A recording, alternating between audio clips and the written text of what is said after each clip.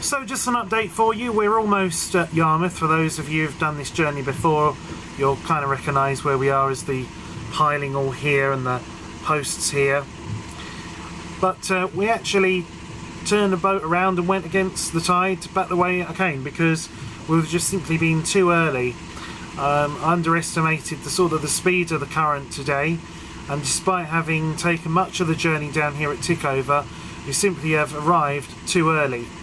Would have been more than an hour before low water, which is just not good.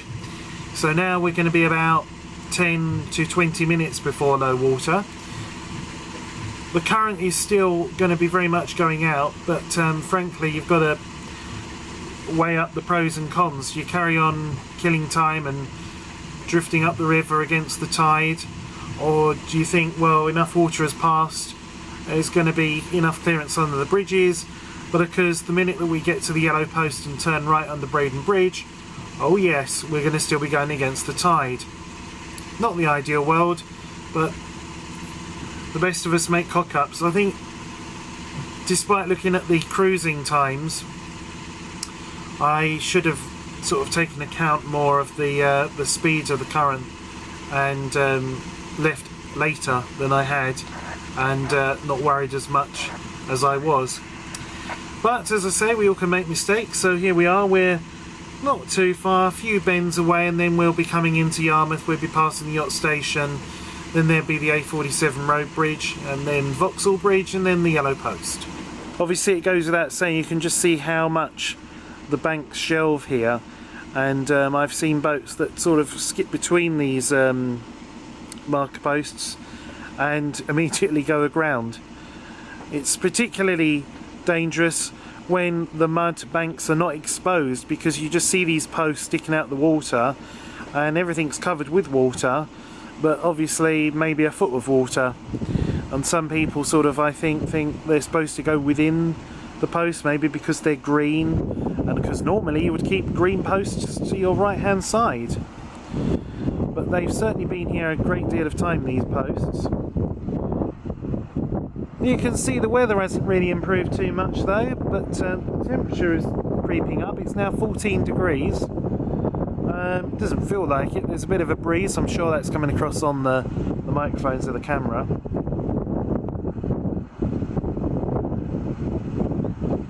Sometimes I think, oh god, this is such a ugly, muddy, horrible, yeah. But its barrenness and bleakness sort of has its own charm. It's certainly not picturesque, but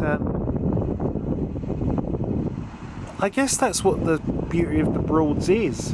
You've got your picturesque places like Horning, and then you've got places like this, very untouched, very wild.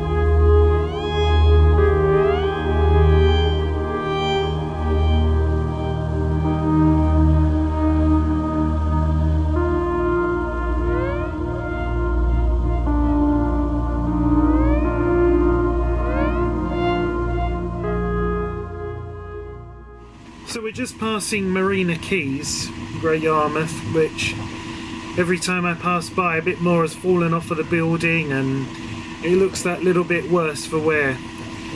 This area used to be in the 70s and 80s somewhere where even you might see boats double moored,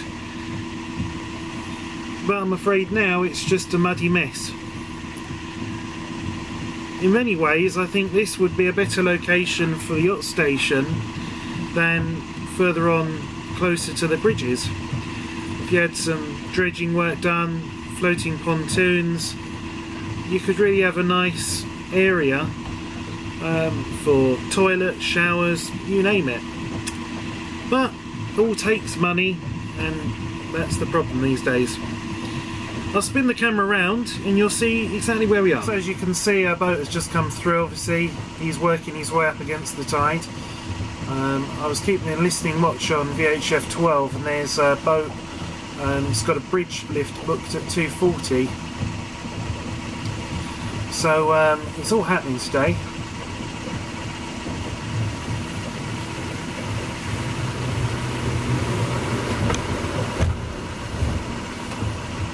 So we're just literally in front of us, literally, is Yarmouth Yacht Station, the beginning of the moorings. The advanced height gauge to my right was reading 9'3", so I'm confident that we are doing alright for our heights. We're at tick over at 5 miles an hour. I've got a boat behind me, a private individual in an ex-Royal Tyre cruiser. I can't see the name of it, but obviously he's come down from Acle, who knows, and has timed things better than I have, so he can just arrive and not have to mess around. But we're back on track now. It is 2:33, so actually it's, you know, as broad as it's long really. We're not too early, we're not too late, we're just right as far as I'm concerned.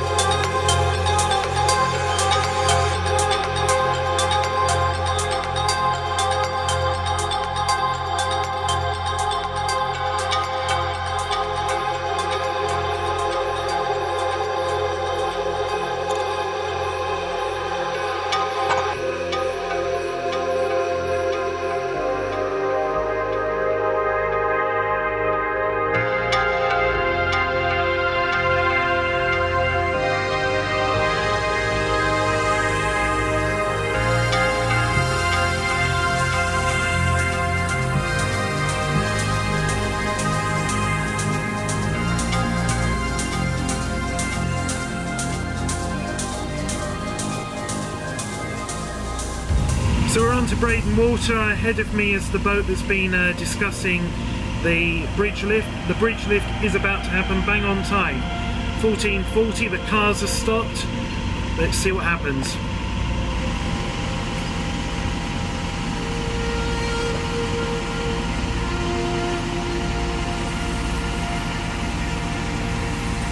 Breydon Bridge, all clear for Rooster. Breydon Ashross, thank you.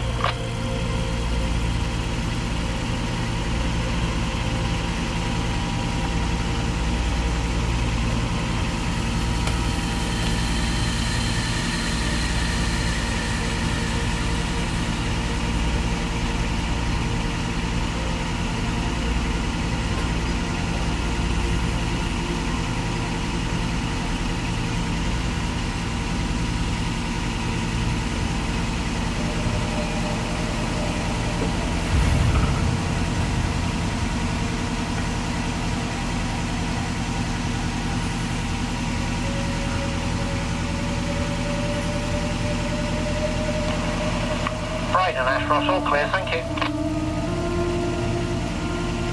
You're welcome, sir, thank you.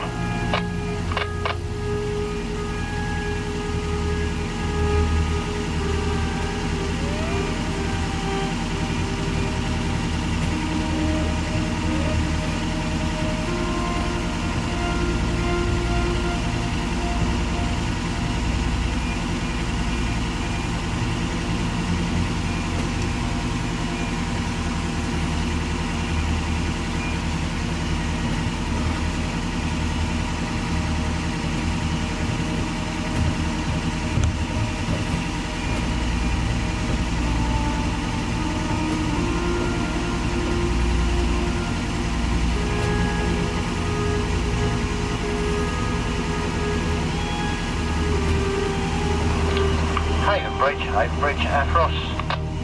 Class Oulton Bridge. Yes sir, just to let you know, I'm through the Breydon Bridge now, coming up to you. Yeah, I'm seeing it sir, I'm just taking over close, I'll give you a lift. Yeah, no problem. As you can see, the two bridges work in tandem together. And for anyone wondering how come I'm listening into VHF, you are allowed to listen into VHF, even without a licence, as long as you don't transmit. Now it's just a simple case alongside the South Key of keeping within the marked channel. It's a bit choppy today on Braden. Not really. We're now going against the tide.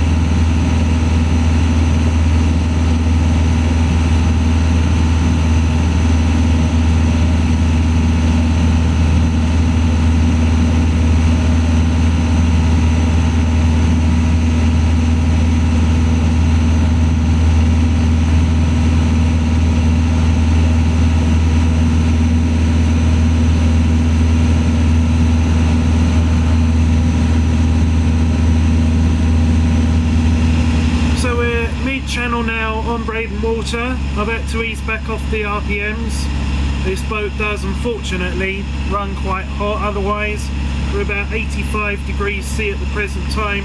If I go anywhere near 2000 RPM we're 90 and above.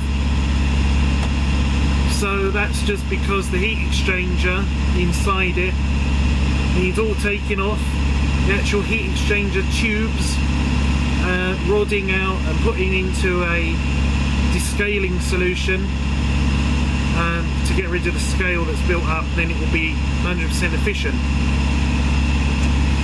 We're still doing 5 miles an hour.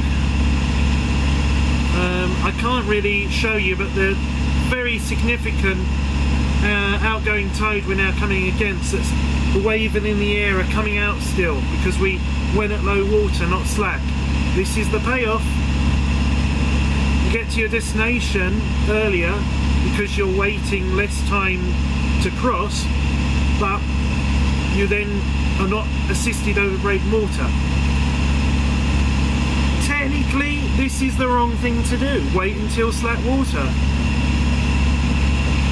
I'm happy to go through at this state of tide and power on over Braden, and my main concern was the bridge heights.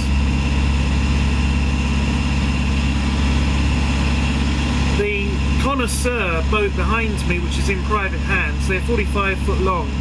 I can't remember what they're actually called, their like build names are, but they're the ones that Boat had and they're the ones that Herbert Woods now has. And he's obviously ungoverned his engine, and considering that's on a hydraulic drive, I think they're about 50 or so horsepower, but he's certainly going for it.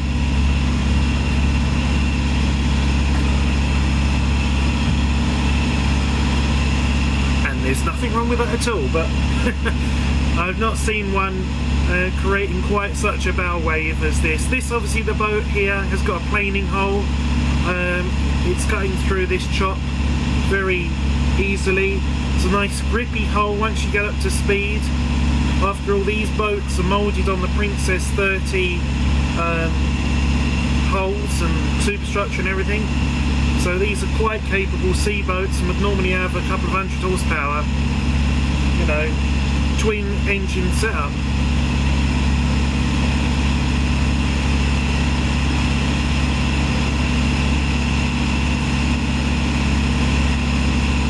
One of these fine days I'll come onto Breydon Water and there'll be like, I don't know, more than a ripple, maybe a foot wave. I see videos that people have posted on YouTube when they've crossed over in, you know, they've got spray coming over the boat, and it hasn't happened to me yet. But we caught Breydon Bridge lifting. So Mr. X-Hire boat behind me is going to have us. He's gaining on us, but we've cooled down. We're at 80 degrees.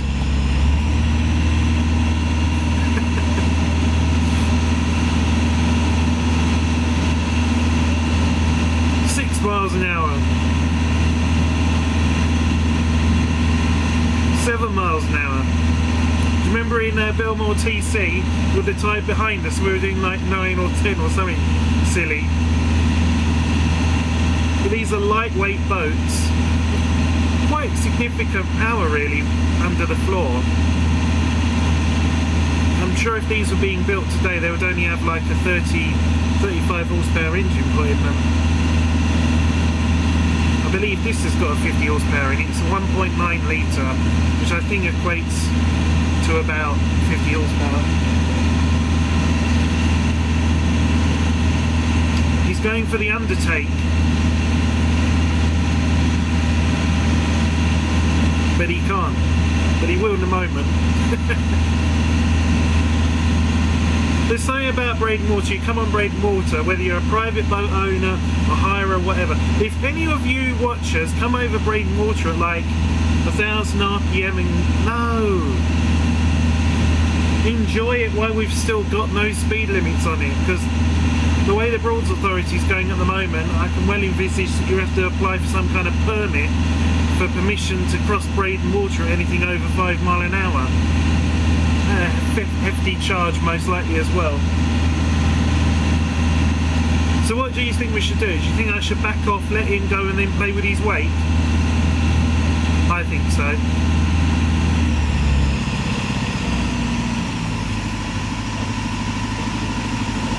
So there he is, Amphiest. Probably said that wrong, I'm not very good at names. You see what I mean about it going?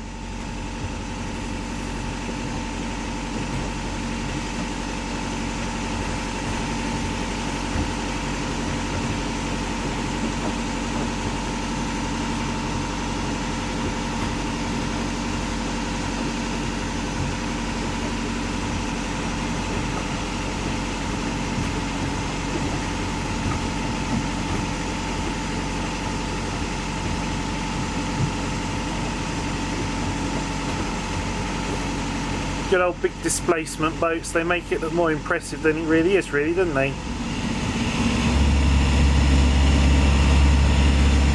Gonna go through a little bit of a roly-poly here. There we go. And the radio falls down. But we're cool, we're cool.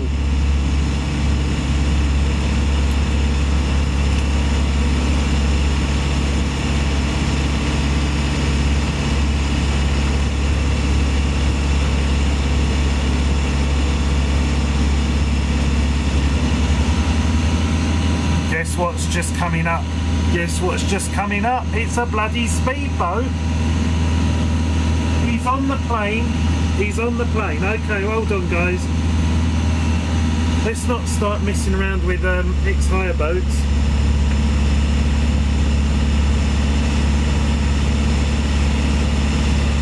Let's turn the hell around and go through his wake. Hold on to your pants.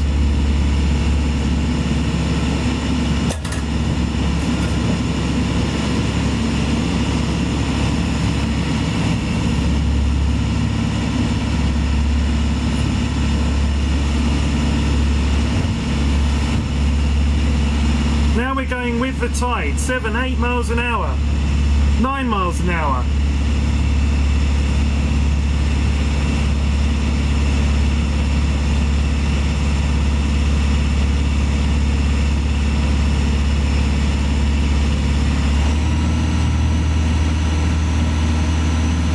Give him a nice wide berth. Better take my can of Coke off of my laptop.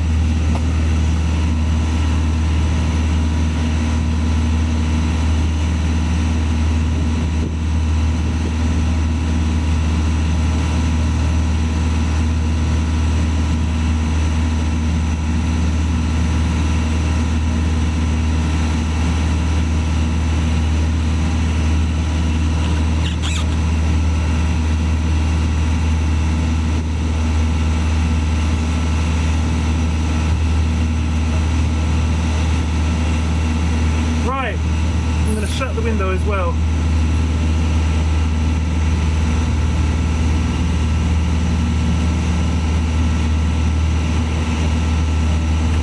Yes! Come on there, get in there, my son.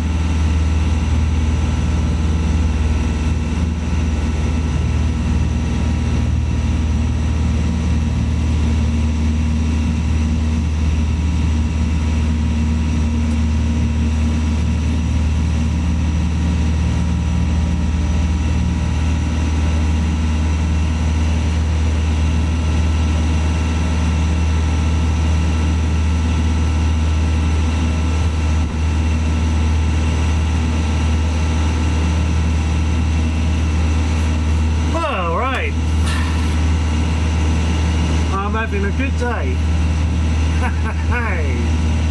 He's only turning round and coming back again. Cool, blimey, me son. Come on then.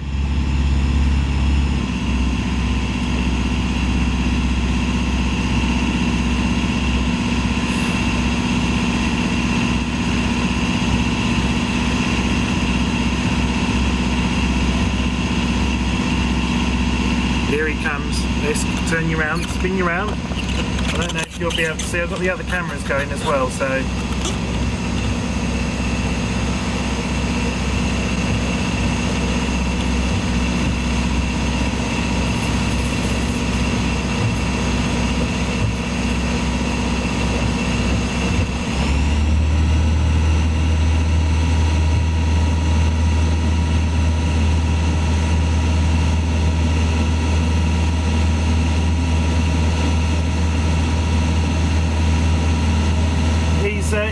speed.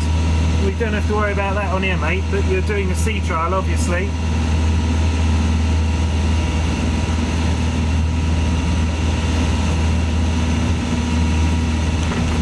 Oh man, it's just meant for this boat.